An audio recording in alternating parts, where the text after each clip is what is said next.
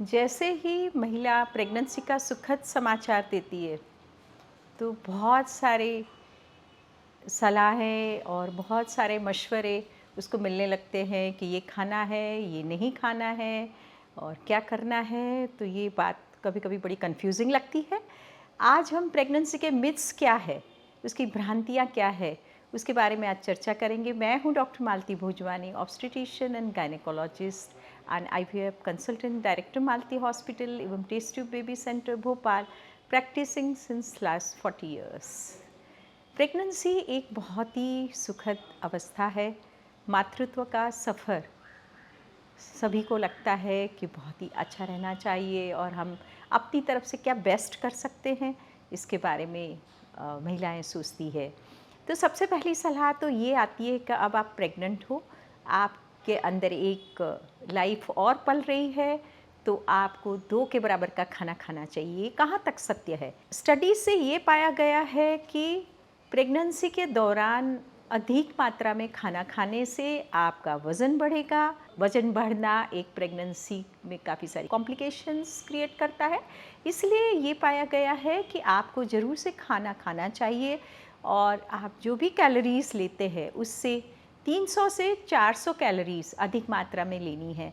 लेकिन ये कैलोरीज़ आप जो लेते हैं एक्स्ट्रा, उसमें आपको हेल्दी चीज़ों का शामिल करना चाहिए और वो लो कैलोरी होना चाहिए, जैसे फल हैं, हरी सब्जियां हैं, ड्राई फ्रूट्स हैं। इन सब चीज़ों को समावेश करके आपको अपना खाना खाना चाहिए। और यदि आप एक साथ खाना नहीं खा सकते तो आपको थोड़े थोड़े अंतराल में खाना खाना चाहिए। ये सरासर भ्रांति है कि आपको डबल खाना खाना है। दूसरी भ्रांति होती है कि यदि आपको एसिडिटी हो रही है, आपको छाती में जलन हो रही है, उसका मतलब ये है कि बच्चे के सर पे बहुत सारे बाल होंगे। तो ये भी एक सरासर भ्रांति है या झूठ है, क्योंकि प्रेगनेंसी के दौरान जैसे ही बेबी बम्प का बढ़ना शुरू हो जाता है तो हमारा स्टमक ऊपर की दिशा में पुश होता है, जिसके कारण एसिड ज़्यादा मात्रा में बनता है, डाइजेस्टिव प्रक्रिया स्लो हो जाती है और उसके कारण एसिडिटी की समस्या हो जाती है। इसलिए ये भी सोचना गलत है कि उसके कारण बच्चे में ये होगा। कुछ महिलाओं की ये सलाह होती है कि आप केसर वाला दूध पिए, उससे बच्चा गोरा होगा। आप सफ़ेद चीज़ों का सेवन करें, आप दूध लें, आप नारियल लें, उससे भी बच्चे का रंग गोरा होगा। लेकिन ये भी एक सरासर झूठ है, क्योंकि बच्चे के स्किन का कलर जेनेटिक कारणों के कारण डिसाइड होता है। बच्चे का स्किन कलर, आँखों का कलर, बालों का कलर, ये सभी आनुवांशिक है।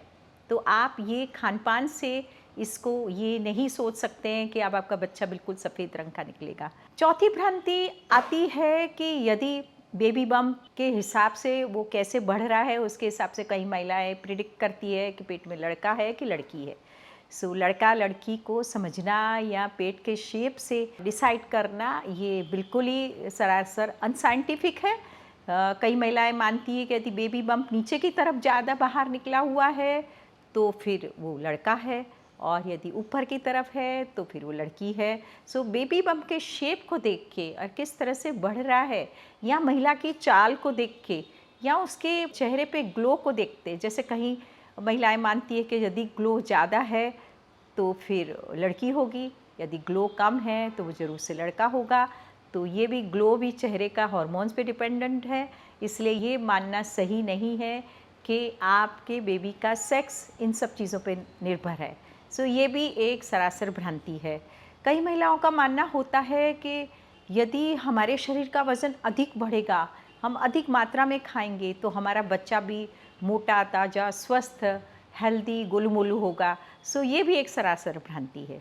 प्रेगनेंसी में कितना वज़न बढ़ना चाहिए, वो आपकी प्री प्रेगनेंसी का वेट कितना है, उसके हिसाब से तय होता है। हालाँकि यदि आप अधिक मात्रा में खाना खाते हैं और ये सोचते हैं कि हमारा वज़न ज़्यादा बढ़ेगा तो हमारे बच्चे का वज़न भी ज़्यादा बढ़ेगा, ये भी एक तथ्य सही नहीं है। यदि आप अधिक मात्रा में खाना खाएँगे, आपका शरीर का वज़न ज़्यादा बढ़ जाएगा, तो आपको डिलीवरी के बाद वज़न कम करने में दिक्कतें आएगी और प्रेगनेंसी में भी कुछ कॉम्प्लिकेशंस होगी।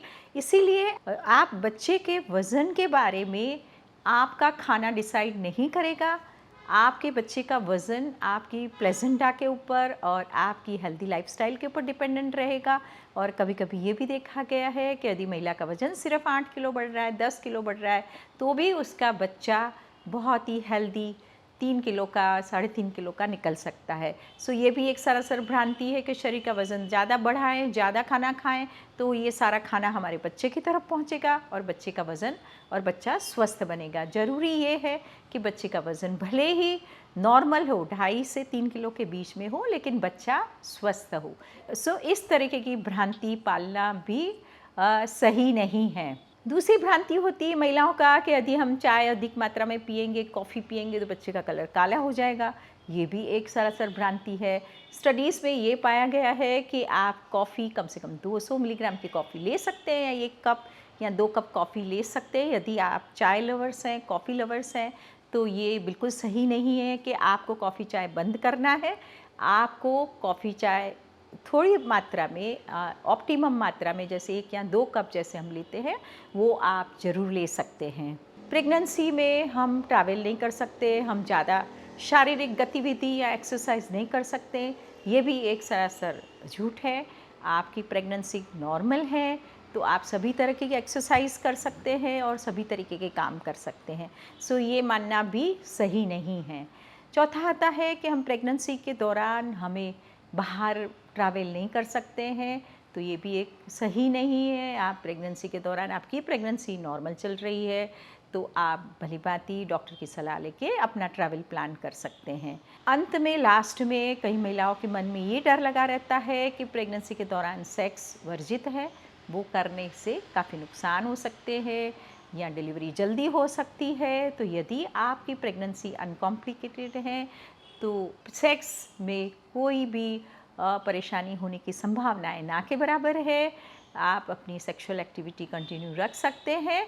कुछ कंडीशंस में डॉक्टर्स आपको मना कर सकते हैं। और लास्ट में, आखिरी में, मैं ये कहना चाहूँगी कि कुछ महिलाओं के मन में ये ख्याल रहता है कि सोनोग्राफी एक एक्सरे है, तो उसको बार बार कराने से बच्चे को नुकसान हो सकता है। सो ये भी साइंटिफिक तथ्य नहीं है। सोनोग्राफी के इफ़ेक्ट्स के बारे में स्टडी की गई है और ये देखा गया है कि सोनोग्राफी में साउंड वेव्स का इस्तेमाल होता है।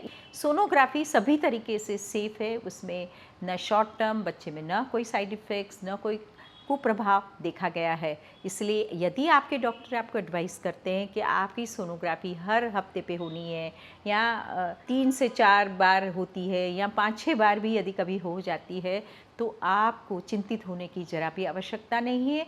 आप सोनोग्राफी करवा सकते हैं। इसी तथ्यों को आप ध्यान में रखें और अपने मन में जो भी आपके अंधविश्वास हैं और धारणा है, उसको ना पालें। तो विश यू हैप्पी एंड स्वस्थ प्रेगनेंसी। नमस्कार, धन्यवाद। आपको ये वीडियो अच्छा लगे तो आप इसे शेयर करें और मेरा यूट्यूब चैनल सब्सक्राइब करें। नमस्कार।